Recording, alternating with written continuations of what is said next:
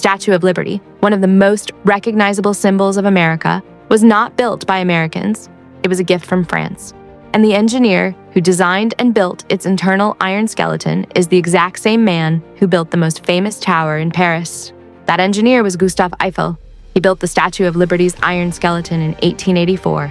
5 years later, he built the Eiffel Tower. France has shaped the modern world more than most people realize. The language of diplomacy, the concept of human rights, cinema, the metric system, fine dining, high fashion, world-class wine, and industrial aviation. In this documentary, we cover everything: history, culture, food, the 10 best places to visit, whether and when to go, major companies, universities, and every practical thing you need before you arrive. By the end of this video, you will know France in a way that most people who have actually visited it don't. We'll also cover the France that most travel videos deliberately skip: the strikes, the inequality, and the unresolved weight of its colonial history. That section alone changes how you see everything else in this documentary. France sits in Western Europe, bordered by 8 countries. It is the largest country in the European Union, 643,000 square kilometers, roughly the size of Texas. Population? Approximately 68 million. Paris, the capital, has 2.1 million people in the city proper and over 12 million in the greater metropolitan area. But France is far more than Paris. And this documentary will prove that. France is the most visited country on Earth, with over 90 million international tourists every year. More people visit France annually than actually live there. The currency is the euro. France is a founding EU member, a permanent UN Security Council member, and a nuclear power. And here is something that surprises almost everyone. France has 12 time zones, more than any other country on Earth, thanks to its overseas territories stretching from the Caribbean to the Pacific. French law technically governs a slice of the globe that spans from the Arctic to the Antarctic. That's France in numbers. But those numbers only make sense once you understand what it took to build them. And that story begins 17,000 years ago. The story begins 17,000 years ago with the Lascaux cave paintings. Images so precise and vivid that when modern artists first saw them in the 20th century, some refused to believe they were prehistoric. They look like they were painted last week. By 600 BC, the Greeks had founded what is now Marseille. The Romans followed, conquering the region they called Gaul in 52 BC. Roman roads, aqueducts, and amphitheaters still stand today. After Rome fell, the Franks rose. Charlemagne, crowned emperor in 800 AD, shaped much of modern Europe, standardized weights and measures, and is considered the father of European civilization. Both France and Germany claim him as a founding figure. The 100 Years' War brought us Joan of Arc, a peasant girl who, at just 17, claimed divine visions and led the French army to a series of stunning victories. She was captured by English allied forces, tried for heresy, and burned at the stake at 19. 5 centuries later, the Catholic Church declared her a saint. She remains France's most enduring national symbol. By 1789, Enlightenment ideas about liberty and equality had created irreconcilable tension with France's rigid aristocracy. The revolution began with the storming of the Bastille, and within years had executed King Louis XVI and Queen Marie Antoinette by guillotine. The revolution also gave the world something it uses every single day: the political concepts of left-wing and right-wing. They come from where delegates sat in the French National Assembly, are conservatives on the right, radicals on the left. A single seating arrangement changed how all of humanity talks about politics. Out of the revolution's chaos rose Napoleon, a Corsican-born military genius who became emperor in 1804. His legal reforms, based the Napoleonic Code, still influence laws across dozens of countries today. More books have been written about Napoleon than any historical figure except Jesus Christ and Abraham Lincoln. Then, he invaded Russia. His army of 600,000 marched in. Fewer than 100,000 came back. Let that sit for a moment. 600,000 soldiers entered Russia. Fewer than 100,000 returned. That is a generation erased. And Napoleon came back from it, raised another army, and was still only defeated on his second attempt. He was defeated, exiled to Elba, escaped, raised another army, and was finally defeated at Waterloo in 1815. He died in exile on the island of St. Helena, aged 51. World War I carved trenches directly through French soil. Nearly 1.4 million French soldiers were killed. World War II brought German occupation of Paris from 1940 to 1944. In the darkness of that occupation, ordinary people became extraordinary. Take the story of Marie-Madeleine Fourcade. She ran one of the largest resistance networks in France, codenamed Alliance. She coordinated intelligence that helped the Allies prepare for D-Day, all while evading the Gestapo. She once escaped capture by hiding inside a laundry basket carried by her comrades. These were not professional spies. They were teachers, farmers, students, and bakers who risked everything for freedom. Paris was liberated in August 1944. France emerged from the war exhausted and rebuilt itself into the world's seventh largest economy, a nuclear power, and a permanent member of the UN Security Council. France survived revolution, occupation, and 2 world wars.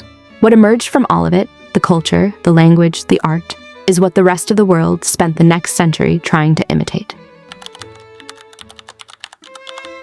France has produced more Nobel Prize winners in literature than any other nation. Camus, Sartre, Simone de Beauvoir, Hugo, Voltaire. They didn't just write books. They changed how humanity understands freedom, identity, and the nature of existence. And then there is French cinema, which France didn't just contribute to.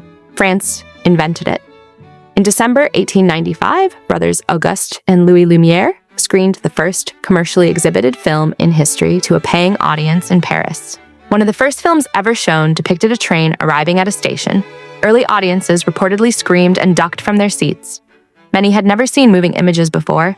They thought the train was real. The word cinema is French. The French New Wave of the 1950s and 60s redefined global filmmaking. Hollywood owes more to France than most Americans realize. Paris has been the global capital of fashion for over 300 years. And the reason France became the world capital of luxury goods begins with one king in the 1600s. Louis XIV deliberately turned French craftsmanship into a tool of political power, forcing foreign courts to buy French fabrics, French lace, and French perfume, or appear inferior. What started as royal propaganda became a global industry. LVMH, Chanel, Hermès. They are all, in a sense, still running Louis XIV's original strategy. French is spoken by 275 million people across 5 continents and is an official language of 29 countries. The Académie Française, founded in 1635, officially governs the French language and has 40 permanent members known as the Immortals. It is the oldest language authority of its kind in the world.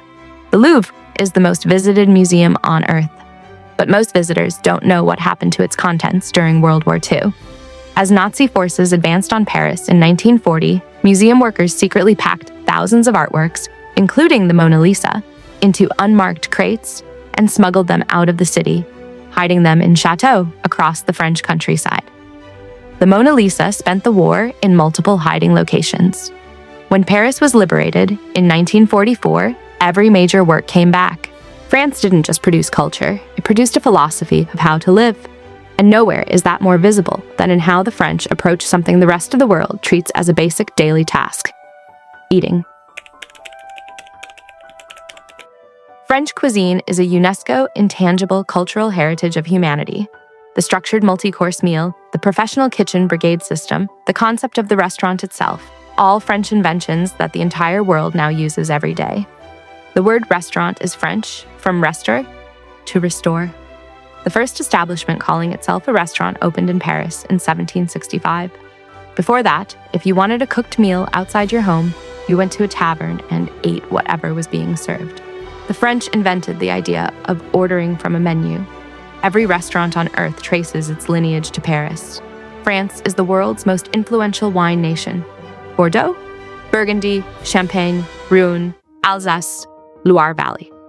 By international law, sparkling wine can only be called champagne if it comes from the Champagne region of France, produced using a specific method, meeting strict quality standards. The French defend this distinction with extraordinary legal and diplomatic energy. France produces over 1,200 different types of cheese. Charles de Gaulle famously said, "How can you govern a country that has 246 varieties of cheese?" He was significantly underestimating. The baguette is now a UNESCO heritage item. French law specifies exactly what a traditional baguette can contain: wheat flour, water, salt, and yeast. Nothing else. 320 baguettes are consumed every second in France. And here's a fact that genuinely surprises people. The Michelin Guide, the world's most prestigious restaurant rating system, was created by a tire company. Michelin, the manufacturer, published the guide in 1900 to encourage people to drive more, visit more places, and wear out their tires faster. Restaurant stars came later. Today, a 3 Michelin star rating is the highest culinary honor in the world. You now know what France tastes like, what it looks like is next, and one of these 10 places is so structurally impossible that engineers still disagree on how it was built. France is one of the most geographically diverse countries in Europe.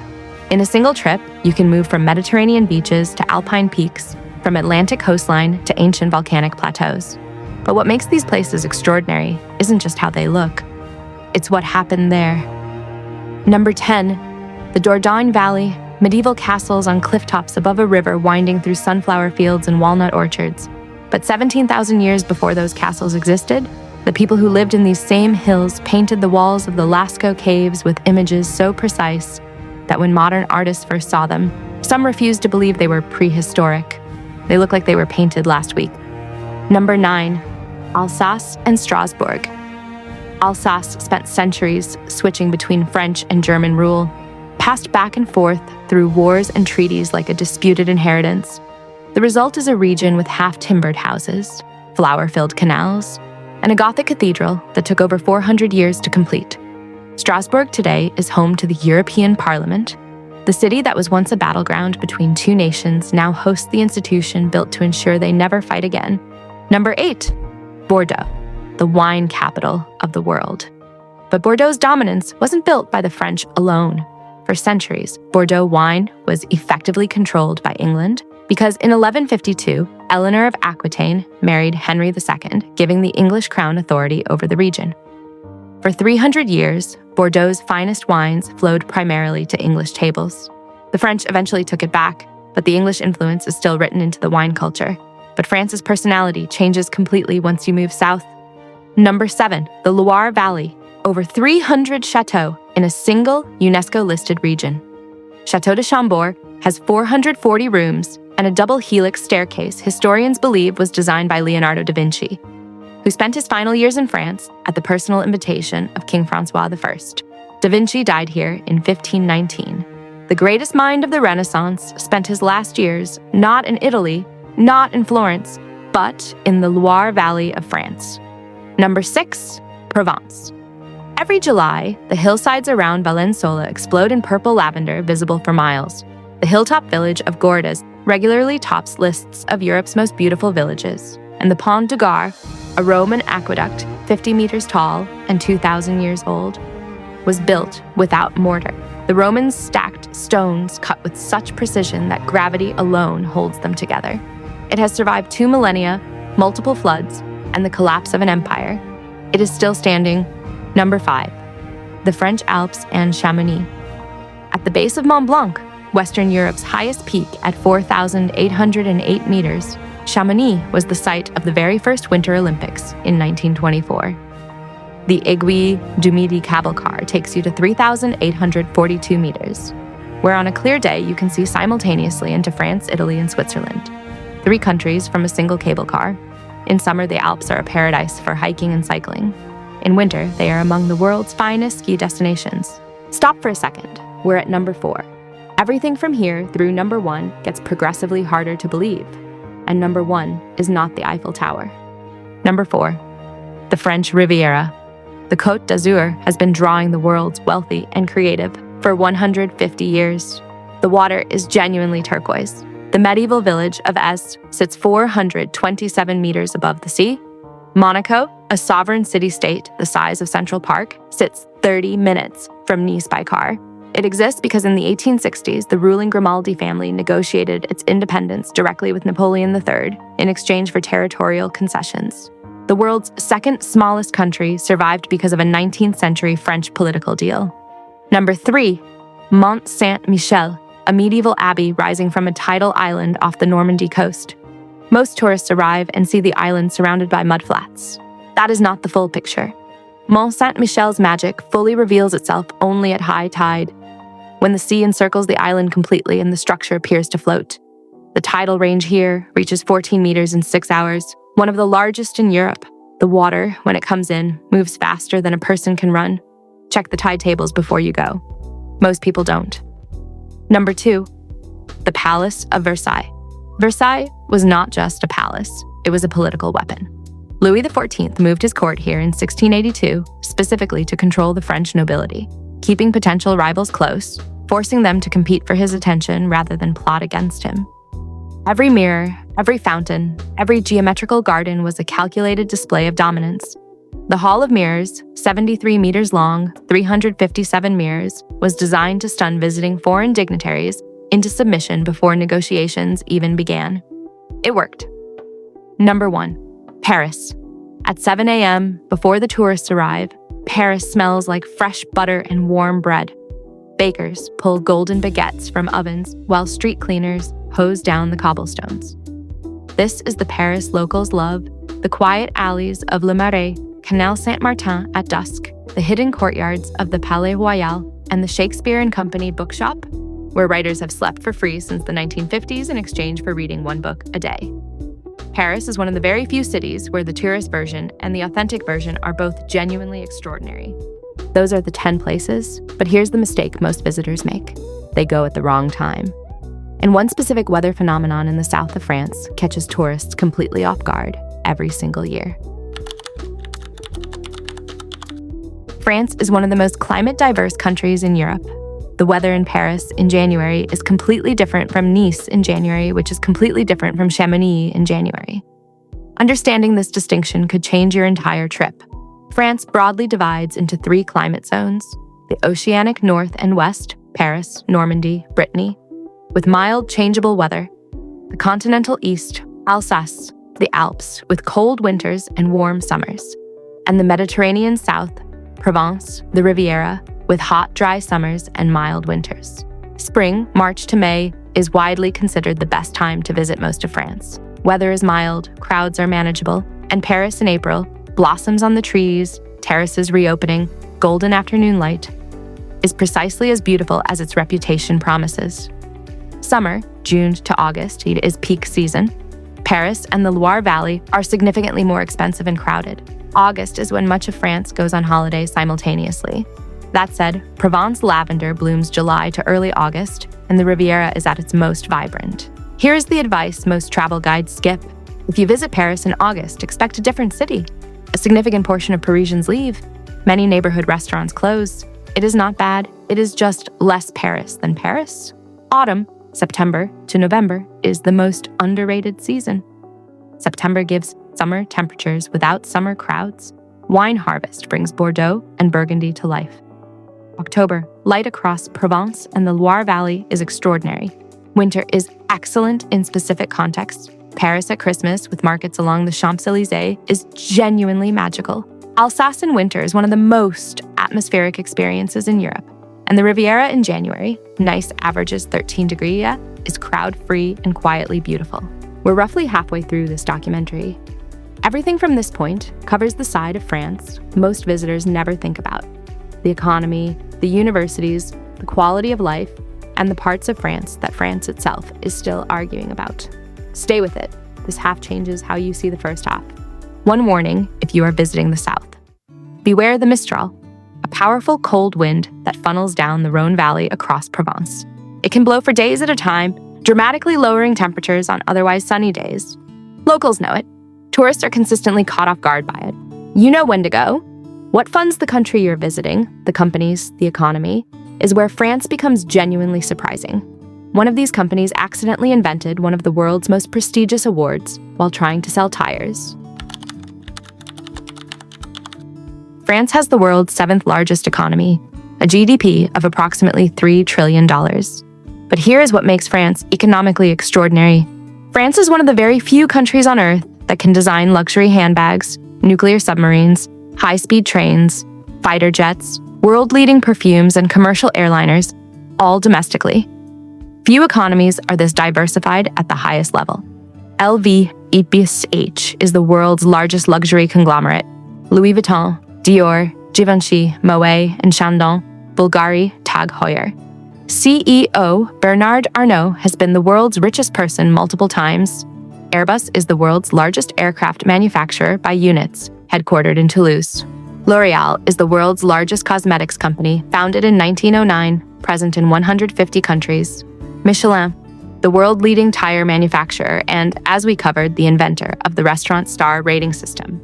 Renault, founded 1899, and Stellantis, the Peugeot-Citroën parent company, are two of the world's largest automotive groups. BNP Paribas is one of the world's largest banks by total assets. And Carrefour invented the modern hypermarket format in 1963.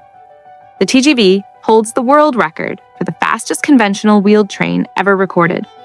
574.8 kilometers per hour.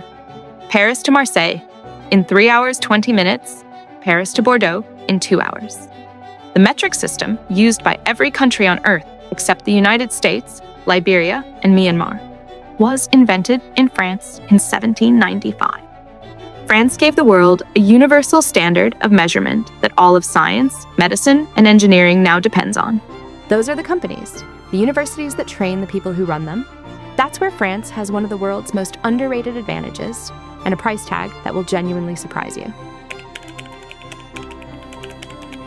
France has one of the world's most distinctive higher education systems, built around a dual structure, public universities open to all, and the elite Grandes Écoles that train France's engineers, politicians, and business leaders through extraordinarily competitive entrance exams.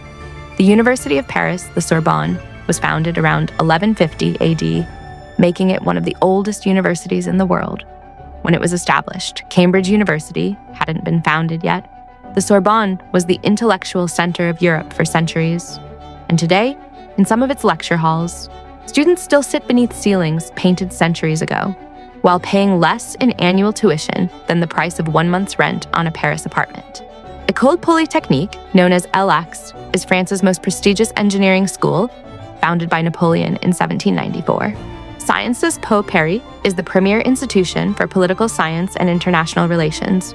Former French presidents François Hollande and Jacques Chirac are alumni, as are numerous foreign heads of state. HAEC Paris is consistently ranked among the top 3 business schools in Europe. And École Normale Supérieure has produced more Fields Medal winners in mathematics per alumnus than any institution in the world. Annual tuition at French public universities ranges from approximately 170 to 380 euros per year for EU students. Not a typo. Non-EU students pay moderately more, but remain far below UK or US equivalents. France hosts over 400,000 international students annually. For anyone considering studying in Europe, France is one of the most underappreciated options on Earth. That's the education system. Now the practical side, because France is genuinely easy to visit badly and excellent to visit well, and the difference usually comes down to about 6 things no travel guide mentions. France is part of the Schengen area. Citizens of the EU, US, UK, Canada, Australia, Japan, and many other countries can enter without a visa for stays up to 90 days in any 180-day period.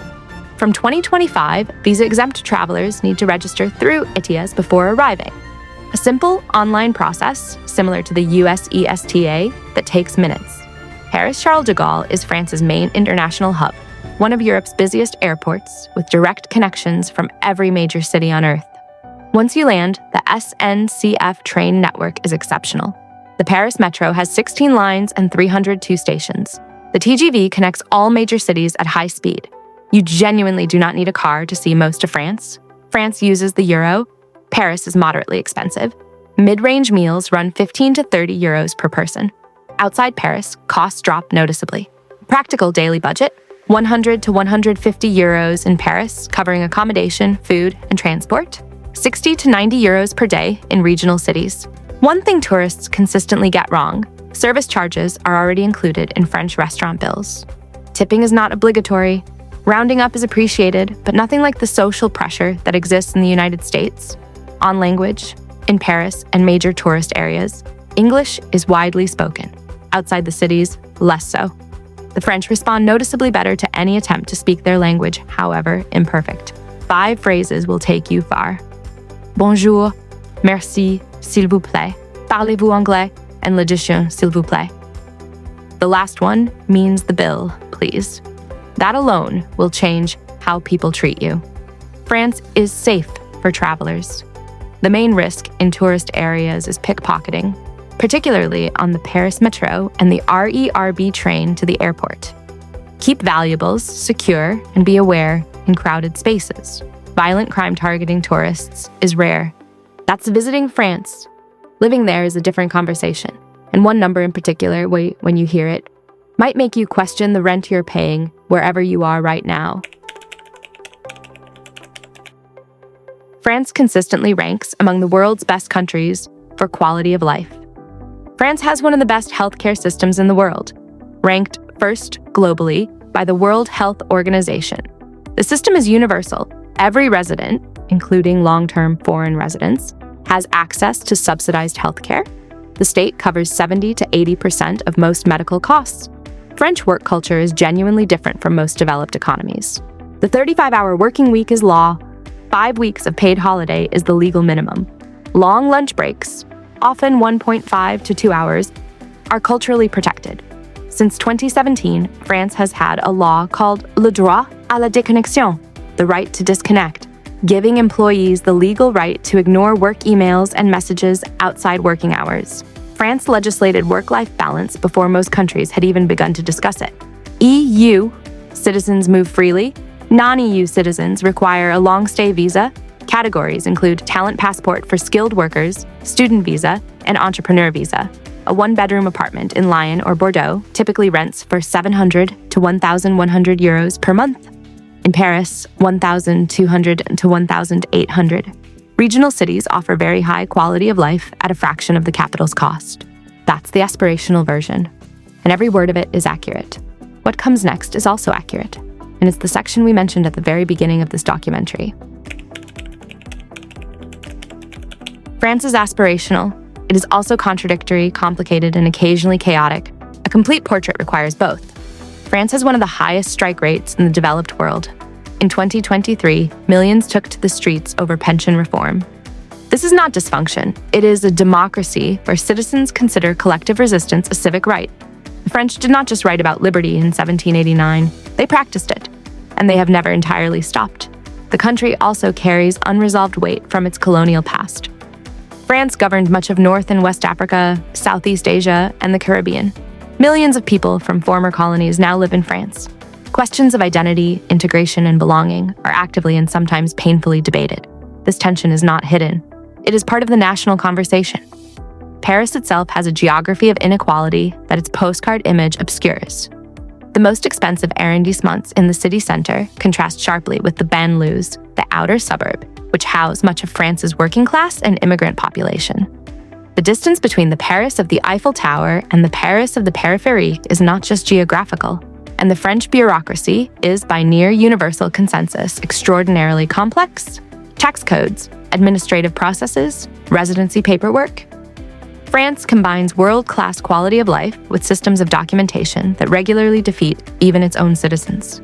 None of this diminishes France. It makes France real, a country that can simultaneously be the world's most visited destination, one of the most unequal in Western Europe, the birthplace of declarations of human rights, and the site of ongoing debates about what those rights actually mean in practice. That's the full picture of France, not the postcard version, the real one. Now 31 facts, most of which you will not see coming. 1. France has produced more Nobel Prize winners in literature than any other country on Earth. 2. The Louvre began as a military fortress in the 12th century, built to defend Paris from Viking raids, nearly 400 years before it became a museum. 3. France invented the bicycle. The first commercially viable model was built by Frenchman Pierre Michaud in 1867. 4. The French Foreign Legion accepts recruits from any nation on Earth. You don't have to be French, you don't even have to use your real name. Over 150 nationalities have served in it. 5. The Eiffel Tower grows up to 15 centimeters taller in summer. Heat causes the iron to expand, meaning the tower is literally a different height in July than in January. 6. Photography was invented in France. Louis Daguerre created the daguerreotype, the world's first practical photographic process, in Paris in 1839. 7. Braille, the writing system used by visually impaired people worldwide, was invented by a Frenchman named Louis Braille in 1824. He was 15 years old when he devised it. 8. The Eiffel Tower was almost demolished in 1909. It was saved only because it proved useful as a radio transmission tower. Without that, it would have been torn down as planned. 9. France has more ski resorts than any other country in the world. 10. The Tour de France has been held every year since 1903, interrupted only by the 2 world wars. 11. France generates approximately 70% of its electricity from nuclear power, the highest proportion of any country on Earth. 12. The city of Toulouse is known as La Ville Rose, the Pink City, because its buildings are made from a distinctive local terracotta brick that turns the entire skyline a warm shade of pink at sunset. 13. France operates the world's largest art storage facility, a climate-controlled bunker beneath the Louvre housing hundreds of thousands of works never on public display. 14. France was the first country in the world to legalize homosexuality in 1791 during the Revolution, nearly 2 centuries before most of the Western world followed. 15. The word chauffeur, meaning a professional driver, is French. It literally translates to stoker. Early automobiles were steam-powered, and the person who ran the boiler was the chauffeur. The word outlasted the steam engine by over a century. 16. Louis XIX technically ruled France for approximately 20 minutes in 1830, the shortest reign of any monarch in recorded history, before abdicating in favor of his nephew. 17.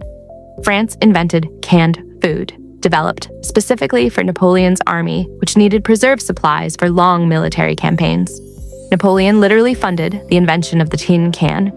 18. The oldest café in Paris, Le Procope, opened in 1686, nearly a century before the American Revolution. Voltaire, Rousseau, and Benjamin Franklin all drank there. 19. The word entrepreneur is French. It entered the English language directly and has never been replaced with an English equivalent, because none exists. 20. There is a secret private apartment inside the Eiffel Tower. Gustave Eiffel built it for himself at the very top of the structure, furnished it, and used it to receive guests, including Thomas Edison. 21. France produces over 1,200 distinct varieties of cheese, more than any other country on Earth. 22. The guillotine was last used in France in 1977, the same year Star Wars was released in cinemas. 23. French was once the official language of the English royal court. For several centuries after the Norman conquest of 1066, England's kings conducted state business entirely in French. 24. A French engineer, Ferdinand de Lesseps, designed and built the Suez Canal, one of the most consequential engineering projects in human history. 25. France has more Michelin-starred restaurants than any other country in the world. 26.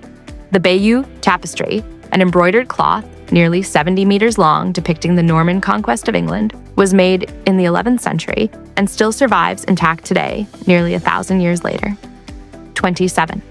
The metric system was almost named the grave, from the Latin gravitas, meaning weight. France gave the world a universal measurement system and nearly called it something entirely different. 28.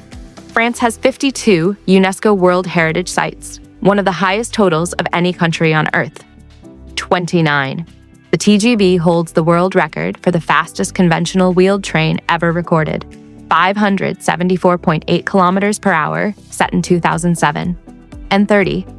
The Statue of Liberty, the symbol with which we open this documentary, was designed, engineered, and built in France, shipped across the Atlantic in 214 crates, and assembled on American soil as a gift from the French people to the United States. It was France's idea, France's engineering, and France's message to the world about what liberty is supposed to mean. 31. The Louvre is the world's largest art museum, displaying 35,000 works across more than 400 rooms. If you spent just 30 seconds looking at each piece on display, it would take approximately 100 days to see everything. Most visitors spend 2 to 3 hours there and see a fraction of it. France is a country that rewards the curious, not just the tourist who photographs the Eiffel Tower and moves on, but the person who wants to understand why a tire company invented restaurant stars, who actually built the Statue of Liberty, why a 19-year-old peasant girl changed the course of a 100-year war, and why the same country can feel completely different in April versus August. That is the France we have covered today. Not a highlight reel, a complete picture. Every country in this series gets the same treatment. Drop your requests in the comments. If you haven't subscribed, this is the moment. The next one is coming soon. And somewhere across the Atlantic tonight, the Statue of Liberty stands on the iron framework designed by Gustave Eiffel. A quiet reminder that France's influence is woven into the fabric of the modern world in ways most of us walk past without ever noticing. France didn't just shape history. In more ways than most people realize, France is history. See you in the next documentary. Thanks for watching.